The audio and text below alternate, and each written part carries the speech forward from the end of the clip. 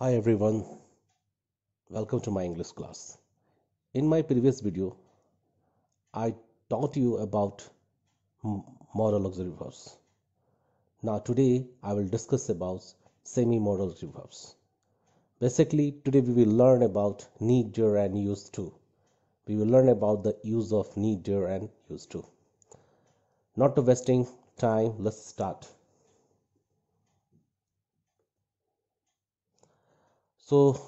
आज हम डिस्कस करेंगे यूज ऑफ डेयर के बारे में। ये यूज ऑफ डेयर होता क्या है? डेयर का मतलब होता है साहस करना। अगर इसकी डिफिनेशन को देखें, be brave enough to do something, यानी कि किसी काम को करने के लिए आपके पास साहस का होना। कैसे इसका सेंटेंस हम बनाएंगे? मैंने इस स्लाइड में एक तो मैंने मार्जिनल मॉडल ऑक्सिलरी वर्ब, जिसको सेमी मॉडल ऑक्सिलरी वर्ब कहते हैं, उसको, और एक मेन वर्ब, मैंने दोनों को डिफ्रेंशिएट करके बताया कि जो सेमी मॉडल ऑक्सिलरी वर्ब्स होते हैं वो दो तरह से उनका इस्तेमाल किया जाता है। पहला तो सेमी मॉडल ऑक्सिलरी वर्ब की तरफ, और दूसरा होता है मेन वर्ब की तरफ।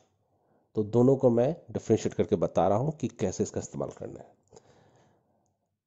जैसे he did not face him, वो उसे सामना नहीं कर पाता है, या उसे सामना करने का साहस नहीं करता है। वो उसे सामना करने का साहस नहीं करता, उसे चैलेंज करने का साहस नहीं करता है।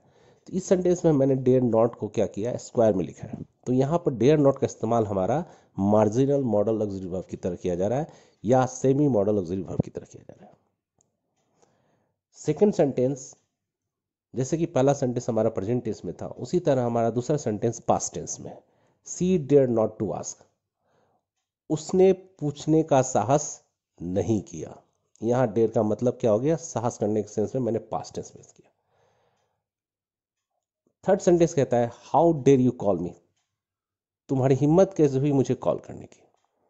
इन सब वाक्यों में dare not and how dare, ये सारे के सारे सेमी मॉडल ऑक्सिलरी वर्ब की तरह इस्तेमाल किए जा रहे हैं। दूसरी चीज, सबसे इंपॉर्टेंट चीज क्या है इसके बारे में जानना, कि जब डेयर नॉट आता है या इंट्रोगेटिव की तरह डेयर का इस्तेमाल किया जाता है, नेगेटिव हो और इंट्रोगेटिव सेंटेंसेस में, कभी भी इनके बाद टू का इस्तेमाल नहीं करते हैं। अब आते हैं, हम इसको मेन वर्ब की तरह इस्तेमाल करके देखते हैं कैसे कैसे होता है इसका। He dares to do this work, he dares to do this work. यहाँ डेयर्स को मैंने क्या कर रखा है, स्क्वायर में रख रखा है। तो यहाँ पर डेयर्स मेरा क्या है, मेन वर्ब है। He dares to do this work, वह इस काम को करने का साहस करता है। प्रेजेंट इंडेफिनिट टेंस में क्या लगता है, third person singular number S, तो मैंने यहाँ पर प्रेजेंट टेंस में इसका इस्तेमाल किया है, डेयर्स। ये हमारा डेयर जो है मेन वर्ब है। वही डेयर नॉट मेरे इसके ऊपर वाले सेंटेंस में क्या था, सेमी मॉडल ऑक्सिलरी वर्ब्स था। ये डिफरेंस है दोनों में, यहाँ नॉट लगा था, यहाँ पर नॉट नहीं लगा है। और ये क्या है मेरा डेयर्स, DARES, इसमें एस भी लगा हुआ है, यानी प्लूरल वर्ब को मैंने क्या किया है, सिंगुलर की तरह इस्तेमाल किया है। They dare to fight with them, वे लोग उससे लड़ने का साहस करते हैं। यहाँ भी डेयर क्या मेरा मेन वर्ब है। You do not dare to laugh at him, तुम उस पर हंसने का साहस नहीं करते हो। ये डेयर क्या है हमारा, ये भी मेरा मेन वर्ब है। तो यहाँ पर डेयर्स, डेयर और डेयर, ये तीनों के तीनों क्या है, मेरे मेन वर्ब्स है। ये हमारा डिफरेंस होता है सेमी मॉडल ऑक्सिलरी वर्ब और मेन वर्ब के। नेक्स्ट स्लाइड की तरफ चलते हैं। यूज ऑफ नीड का मतलब होता है नेसेसिटी और ऑब्लिगेशन, आवश्यकता, किसी चीज की जरूरत। पहले सेंटेंस को मैंने सेमी मॉडल की तरह इस्तेमाल किया, जस्ट लाइक जैसे मैंने डेयर में बताया उसी तरह से सेमी मॉडल, और उसके बाद मैंने इसके नीचे वाले में बताया मेन वर्ब, यानी दोनों को डिफ्रेंशिएट करके बता रहा हूँ। हालांकि इसको लेकर के बहुत सारे कन्फ्यूजन्स होते हैं, और मैं आशा करूंगा कि इस वीडियो से आपके सारे कन्फ्यूजन्स दूर हो जाए। You need not go there, तुम्हें वहां जाने की जरूरत नहीं है। नीड आई गेट अ पास, क्या मुझे एक पास की जरूरत होगी, क्या मुझे एक पास को पाने की जरूरत होगी। She need not buy a watch, उसे घड़ी खरीदने की जरूरत नहीं है। इन सब वाक्यों को देखें, इसमें नीड नेक्स्ट में मैंने इंट्रोगेटिव और एक नेगेटिव की तरह इस्तेमाल किया है। नेगेटिव सेंटेंसेस है और इंट्रोगेटिव सेंटेंसेस है। तो जहाँ पर नेगेटिव सेंटेंसेस होंगे या इंट्रोगेटिव सेंटेंसेस होंगे उन सब में टू का इस्तेमाल नहीं कीजिएगा आप लोग। जहाँ पर नीड का इस्तेमाल इंट्रोगेटिव बनाने में किया जा रहा है और नीड नॉट का इस्तेमाल एक नेगेटिव सेंटेंस बनाने में किया जा रहा है, तो इसके बाद टू नहीं आएगा, क्योंकि ये तीनों क्या है, सेमी मॉडल ऑक्सिलरी वर्ब की तरह इस्तेमाल किए जाते हैं। सेमी मॉडल क्या है या मार्जिनल ऑक्सिलरी वर्ब है। ठीक है, अब नीचे वाले सेंटेंस को देखते हैं। सी नीड्स माई हेल्प, उसे मेरी मदद की जरूरत है। तो यहाँ नीड्स का इस्तेमाल मेन वर्ब की तरह किया गया है। They do not need to write this, उन लोग को इसे लिखने की जरूरत नहीं है। यहाँ डू नॉट का इस्तेमाल मैंने किया है। दे डू नॉट नीड, तो इस स्लाइड में थोड़ा सा देखें, मैंने डू नॉट को सर्किल कर रखा है, हालांकि यहाँ पर नीड होना चाहिए था। डू नॉट को सर्किल नहीं करना है, इसको नीड को बताना है आपको कि they do not need to write this. यहाँ पर नीड हमारा क्या है, मेन वर्ब है। डू नॉट, ये जो सर्किल है ये थोड़ा सा गलत हो चुका है, आप नीड को मारिएगा। They do not need to write this. Does he need to take medicine, क्या उसे दवा लेने की जरूरत है।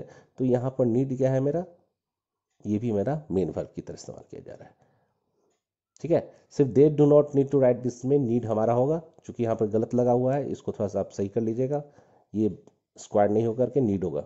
ठीक है, नेक्स्ट स्लाइड की तरफ चलते हैं। यूज ऑफ यूज टू का भी इस्तेमाल डिसकंटिन्यूड हैबिट को बताने में किया जाता है।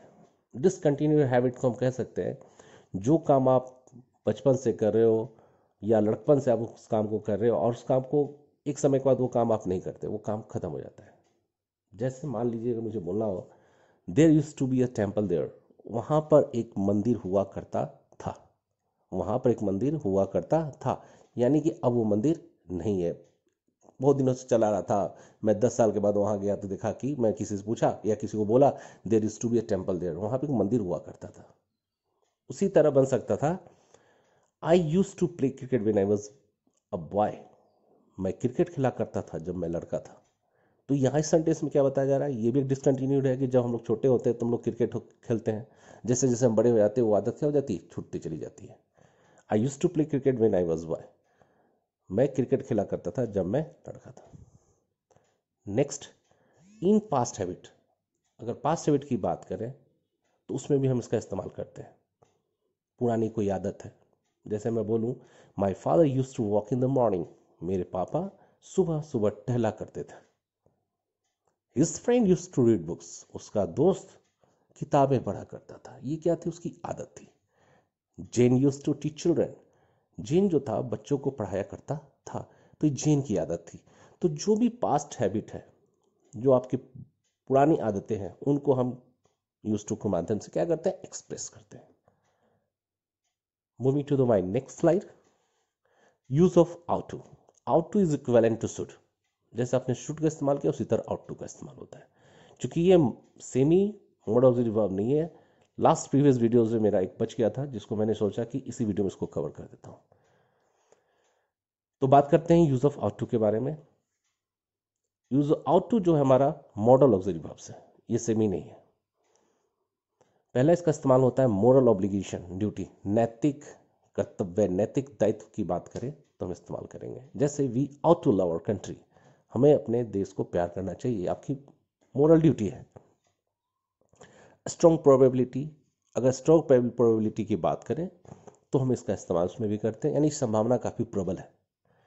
Ravi ought to pass in the first division, Ravi जो होगा फर्स्ट डिवीजन में पास होगा, यानी कि रवि को पास करने की संभावना फर्स्ट डिवीजन में ज्यादा है, स्ट्रांग है। तो स्ट्रांग प्रोबेबिलिटी को बतानी हो तो आउट टू का इस्तेमाल करेंगे।